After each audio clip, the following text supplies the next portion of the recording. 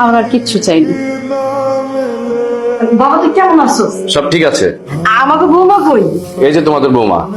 Hello everyone, দেখছো আমাকে ভাইবের বউ কত সুন্দর। এখানে আসছো কি আমার বউকে দেখার উদ্দেশ্যে, তাই তো? না, তোর আম্মা অসুস্থ, তার শ্বাসকষ্ট একটু বাইরে গেছে। এখানে তো ভালো ডাক্তার আছে, তাই ভাবলাম। সবই ঠিক আছে, কিন্তু এরকম না বলে চলে আসলা কেন? তোমরা বসো, আমি ফ্রেশ হয়ে আসতেছি। আমগো এমন অসময় আসাটা ঠিক হয়নি। এটা কি হসপিটাল? হসপিটাল পেয়েছো? হ্যাঁ, এখনই কেন ফাহিমের বাবা মা আমার বাড়িতে এসেছে? হ্যাঁ, কিসের এত আত্মীয় স্বজন এখনই বাড়িতে এসে উঠেছে? কি চাইটা কি? আসতে বলো না, মানুষজন শুনতে পেলে কি হবে বুঝতে পারতেছো? ওরা তো ওদের ছেলের বাবা মা, ছেলে বউকে দেখতে আসবে না? এটা কেমন কথা বলো? না পারে না। এই ওরা তো কিছুদিন পরে গ্রামে যেতই, তখন কি দেখতে পারতো না? হ্যাঁ, এখন কি?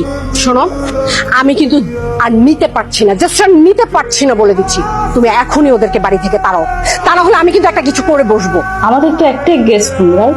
আর এই গেস্ট রুমটা তারা এসে দখল করে বসে আছে। ওইদিকে ছোট খালা আর বড় খালা জামাই দেখার জন্য পাগল হয়ে আছে। আর ছোট খালা, সে তো একদম অ্যাংরি উমেন, সব সময় অ্যাংরি মুডে থাকে। সে যদি এসে দেখে গেস্ট রুমটা তারা দখল করে বসে আছে, আমাকে কি বলবে জানো? বলবে তুই তোর হাজবেন্ডকে ডিভোর্স দিয়ে দে। এখন তুমিই বলো আমি কি করব? তোমাকে কিছু করতে হবে না।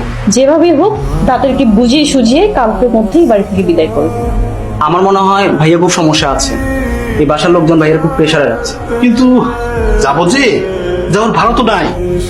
তোর মার জন্য ওষুধ কিনতে গিয়ে তো সব টাকা শেষ হয়ে গেছে।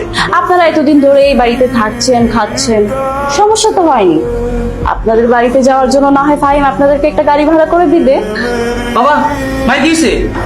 মা খুব অসুস্থ ভাইয়া, হাসপাতালে ভর্তি।